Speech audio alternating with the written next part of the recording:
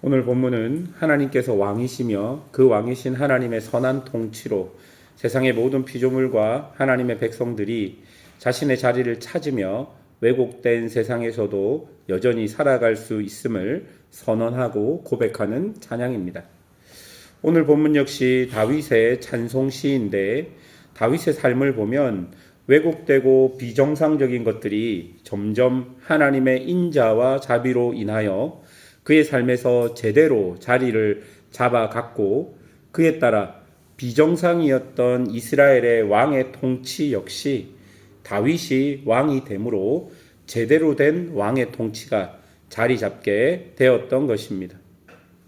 이런 일을 경험한 다윗과 또한 이스라엘 역사 속에 있었던 많은 사람들은 하나님을 왕이신 나의 하나님이라고 고백하며 하나님이 세상에 유일하신 왕이시라는 것을 만천하에 노래로 알리게 되는 것이죠.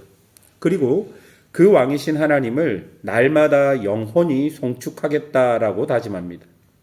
여러분, 영원히 하나님을 송축하는 유일한 방법은 날마다 하나님을 송축하는 것입니다.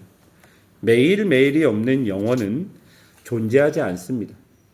그러니 왕이신 하나님을 진짜 나의 왕으로 고백하는 것과 또한 하나님을 영원히 송축하는 방법은 오늘의 삶에서 하나님을 왕으로 인정하며 하나님을 송축하는 것이죠.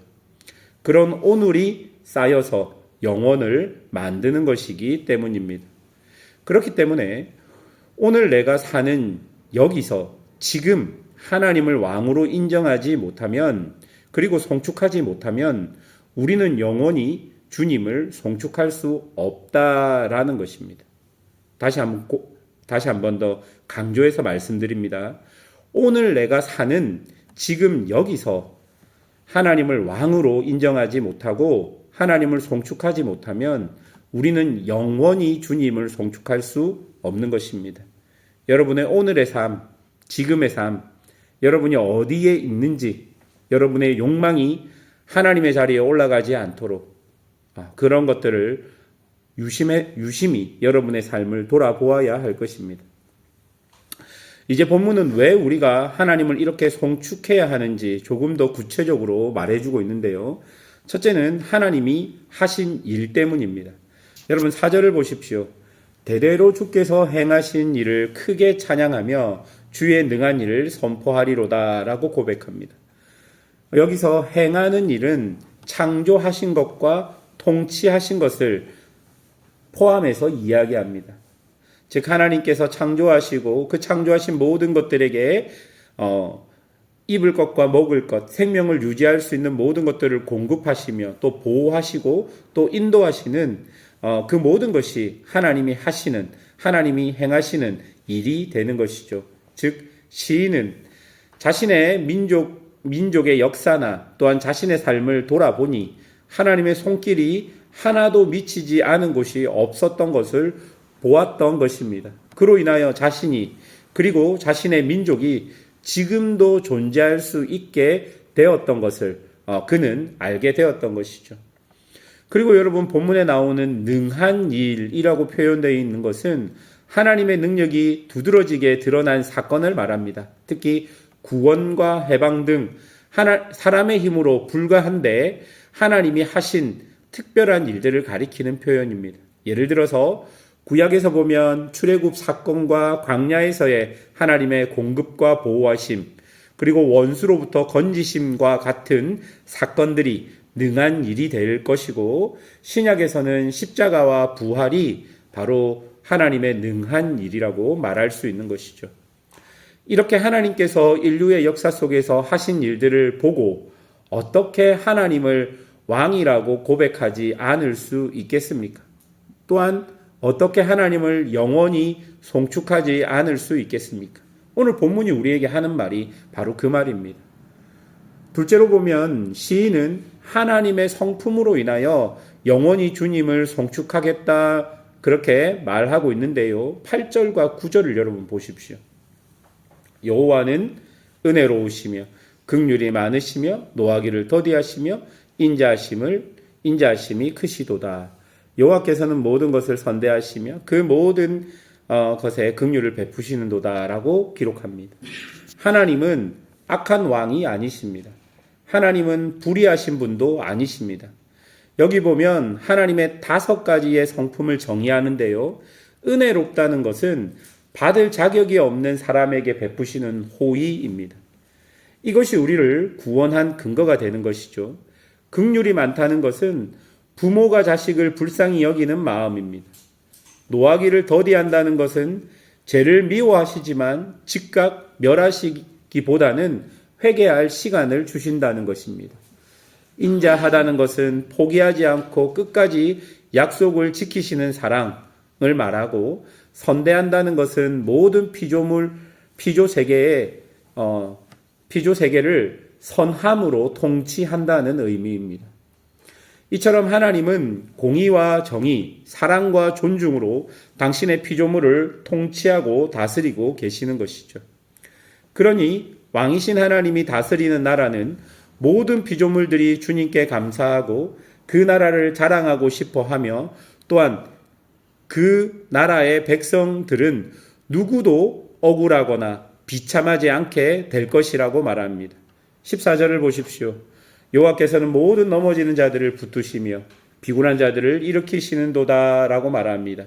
그 이후 9절에서도 주님은 때를 따라 그들에게 먹을 것을 주시고 모든 피조물을 만족스럽게 다스리신다 라고 고백합니다. 사랑하는 여러분, 우리가 이 땅에서 이런 완벽한 나라를 소유할 수 있겠습니까? 인간으로서는 그 완벽한 나라를 소유할 수 없습니다. 그렇다고 포기할 수도 없습니다. 무슨 말이냐면, 예수님께서 이 땅에 재림하시면 반드시 이런 나라가 우리에게 다가올 것입니다. 하지만 지금 이 자리에서 우리의 힘으로 이런 하나님의 나라를 완벽하게, 완전하게 소유할 수는 없지만 우리가 그 나라를 꿈꾸어야 한다는 것입니다. 완벽하게 소유할 수 없지만 은혜 받은 자로 그 하나님의 나라를 꿈꾸며 나를 통해 이런 하나님의 통치가 내가 있는 곳에 자리 잡도록 그렇게 살아가야 한다는 것이죠. 이런 나라가 다가올 수 없다고 되는 대로 사는 것이 아니라 우리의 몫을 다하며 우리가 가진 신앙이 우리에게 알려준 대로, 그렇게 가르쳐준 대로 그렇게 살아감으로 하나님의 나라를 꿈꾸고 소망해야 하는 것이죠. 이때 우리에게 필요한 것이 무엇입니까? 기준입니다. 하나님의 나라를 꿈꾸고 소망하는 사람들이 가져야 될 가장 중요한 것은 하나님이 나의 왕이심을 인정하는 것, 그리고 그 기준을 가지고 이 땅을 살아가는 것입니다. 완전하게 완벽하게 소유할 수는 없지만 그 하나님의 말씀이라는 기준을 가지고 우리에게 주어진 땅을 살아갈 때 우리는 하나님의 나라를 꿈꿀 수 있고 소망할 수 있게 된다라는 것입니다. 하나님께서는 분명히 우리를 그런 삶을 살도록 부르셨다라는 것을 기억해야 할 것입니다. 그리고 하나님은 우리에게 이런 삶을 살 수 있도록 이렇게 약속하십니다. 20절을 보십시오. 여호와께서 자기를 사랑하는 자들은 다 보호하시고 악인들은 다 멸하시로다. 무슨 말입니까? 결국 최후 승리는 이미 확정적이라는 그 말입니다. 우리가 하나님을 왕으로 삼고 살아갈 때 악인들이 우리를 공격할 수 있습니다. 우리의 생각과 다짐, 우리의 행동이 왜곡될 수 있고 모순될 수 있습니다.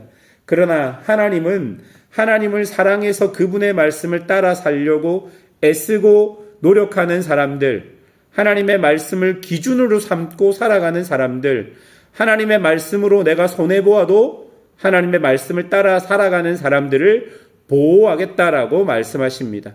그리고 악인들은 결국 망할 것이다 라고 이야기하는 것입니다. 여러분, 이것은 단지 몇 프로 확정된 사실이 아닙니다. 100% 정해진 사실입니다. 그럼 우리는 어떻게 살아야 합니까? 하나님을 믿어야 합니다. 또한 하나님을 진심으로 믿어야 할 것입니다. 그런 믿음을 가지고 어떤 위협과 공격이 다가와도 하나님을 쫓아 따라 살아가야 한다는 것이 오늘 본문의 고백일 것입니다. 하나님을 왕으로 삼고 그를 따라 가는 것, 그렇게 살아가는 것. 여러분, 그런 삶이 하나님을 왕으로 모시고 살아가는 사람들, 하나님을 날마다 영원히 송축하는 사람들임을 기억하고 그런 성도의 삶을 살아가시길 주님의 이름으로 축원합니다. 함께 기도하겠습니다.